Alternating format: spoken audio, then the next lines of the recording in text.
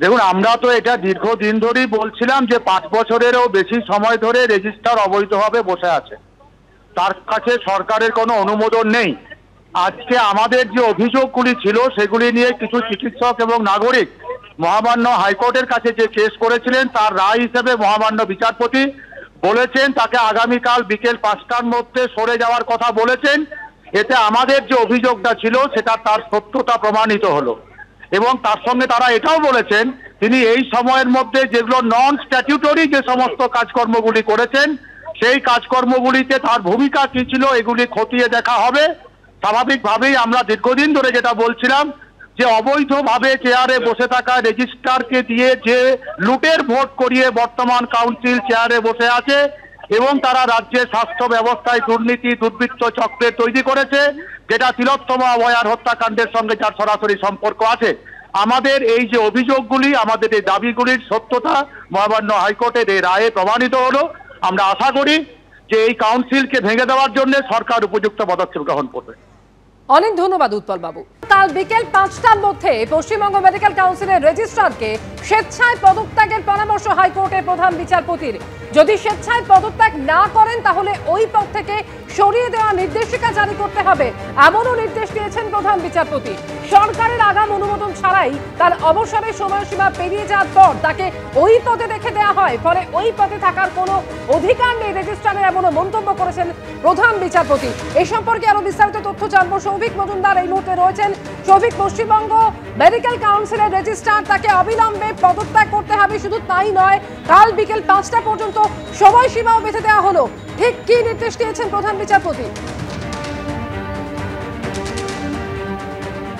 দেখো, একদমই আগামীকাল বিকেল 5টা পর্যন্ত সময়সীমা ধার্য করা হয়েছে এবং এই সময়সীমার মধ্যে ওয়েস্ট বেঙ্গল মেডিকেল কাউন্সিলের রেজিস্ট্রারকে তাকে স্বেচ্ছায় পদত্যাগ করতে হবে, যেমন তিনি নিজে তার যে পদ রয়েছে সেই পদ থেকে ইস্তফা দেন। সেই মর্মেই মাননীয় প্রধান বিচারপতি তিনি পরামর্শ দিয়েছেন এবং তিনি যদি সেই কাজ না করেন, অর্থাৎ স্বেচ্ছায় তিনি যদি পদত্যাগ না করেন, তাহলে তাকে ওই পদ থেকে অপসারণের জন্য যা যা পদক্ষেপ প্রয়োজন, যে যে নির্দেশিকা প্রয়োজন সেই নির্দেশিকা জারি করতে হবে। এই মর্মেই মাননীয় প্রধান বিচারপতি তিনি নির্দেশ দিয়েছেন এবং তিনি কিন্তু অত্যন্ত স্পষ্টভাবে বলেছেন যে দেখা যাচ্ছে রাজ্য সরকারের তরফ থেকে যে রিপোর্ট দেওয়া হয়েছে বা যে অভিযোগ সামনে আসছে সেই সমস্তটা থেকে এটা পরিষ্কার যে সরকারের আগাম অনুমোদন ছাড়াই তিনি কিন্তু 2019 সাল থেকে ওই পদে বহাল আছেন, যেই পদে বহাল থাকার আর 1 মিনিটও বা 1 মুহূর্ত বহাল থাকার তার কোনো অধিকার নেই। ফলে তাকে অবিলম্বে তার উচিত স্বেচ্ছায় ওই পদ ছেড়ে বেরিয়ে যাওয়ার।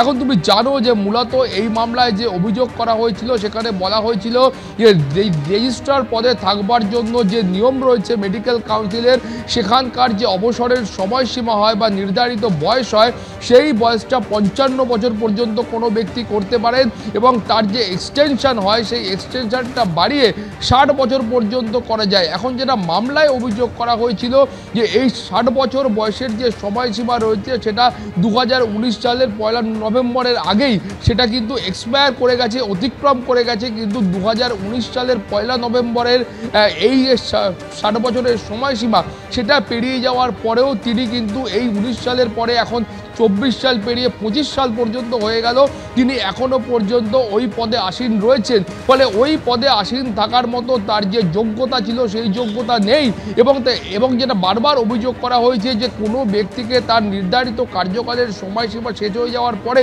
সরকার যদি মনে করে তার এক্সটেনশন দেওয়ার প্রয়োজন রয়েছে, তার সময়সীমা বাড়াবার প্রয়োজন রয়েছে, সরকারের পক্ষ থেকে সেই কাজ করা সম্ভব। কিন্তু আগে থেকে ওয়েস্ট বেঙ্গল মেডিকেল কাউন্সিলের উচিত ছিল সরকারের কাছ থেকে অনুমোদন নেওয়া, কিন্তু সেই অনুমোদন সরকারের কাছ থেকে নেওয়া হয়নি এবং কোনো রকম অনুমোদন ছাড়া তিনি কিন্তু প্রায় 5 থেকে 6 বছর তিনি ওই পদে আসীন রয়েছেন। এবং যেটা মামলায় অভিযোগ করা হচ্ছে যে এই গোটা বিষয়টা কিন্তু বেআইনি এবং স্পষ্ট করে বলা হচ্ছে যে এর কোনো রকম বৈধতা নেই। সরকার রিপোর্ট দিয়ে বলছে যে তাদের কাছ থেকে ওয়েস্ট বেঙ্গল মেডিকেল কাউন্সিল তারা কিন্তু কোনো রকম আগাম অনুমোদন নেয়নি। ফলে সরকারের আগাম অনুমোদন ছাড়া একজন ব্যক্তি ওই ধরনের ধরনের গুরুত্বপূর্ণ পদে আসীন রয়েছেন, সেটা কি করে সম্ভব, সেই প্রশ্নও কিন্তু আজকে কলকাতা হাইকোর্টে মামলাকারীদের আইনজীবীরা তুলেছেন।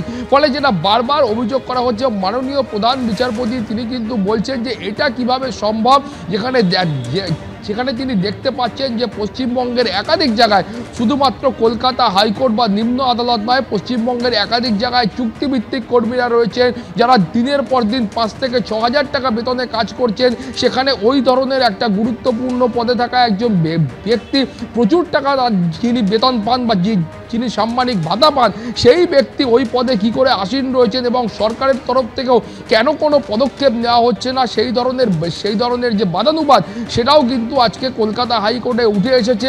ফলে এই প্রেক্ষিতে যেটা অত্যন্ত গুরুত্বপূর্ণ, তোমাকে আরও একবার নির্দেশিকা বলবো, মাননীয় প্রধান বিচারপতি তিনি বলেছেন যে আগামীকাল বিকেল 5টার মধ্যে স্বেচ্ছায় পদত্যাগ করতে হবে এবং স্বেচ্ছায় পদত্যাগ না করলে সরকারের তরফ থেকে তাকে ওই পদ থেকে সরাবার জন্য যা যা পদক্ষেপ গ্রহণ করা প্রয়োজন সেই পদক্ষেপ গ্রহণ করতে হবে। একেবারে অবিলম্বে তাকে পদত্যাগ করতে হবে এমনই নির্দেশ দিয়েছেন প্রধান বিচারপতি।